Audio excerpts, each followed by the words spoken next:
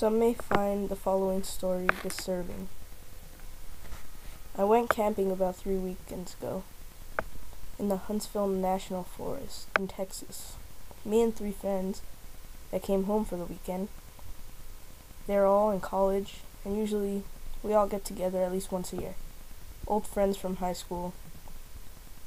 For the camping trip, we planned to go backpacking deep into the forest, live off fish that we catch and animals that we can trap. We have been doing this for a while, in Texas and in numerous places, Arizona, Colorado, if anyone is familiar with the Spanish peaks there, New Mexico. So we're pretty much used to anything you'd encounter out there. It was my turn to pick where we went, so I chose Huntsville. More accurately, it's Huntsville, New Waverly. So we drive up there, park our car in a camping spot, and start walking off into the forest. We had some laughs along the way, everyone catching up with each other's lives. We walked until it started to get dark, and set up camp. Everyone gathered wood to make fire, and we set our tent up. We do what we always do, try to scare each other with other weird stories. Around this time, we started to smell something very faint. It was noticeable, but not overbearing.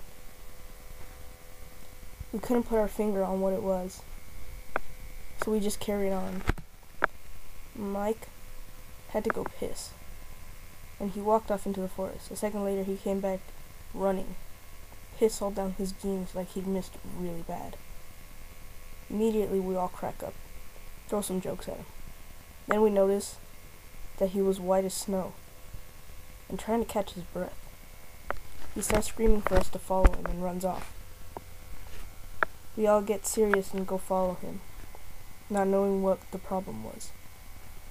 We start to hear a faint scream and crying in the distance, in the direction we were running.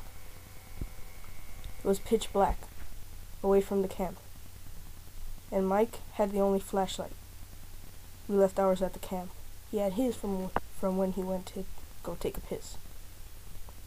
So at this stage, we didn't have much choice but to follow the light, which was frantically pointing here and there in front of him. The scream gets closer and Mike starts to slow down.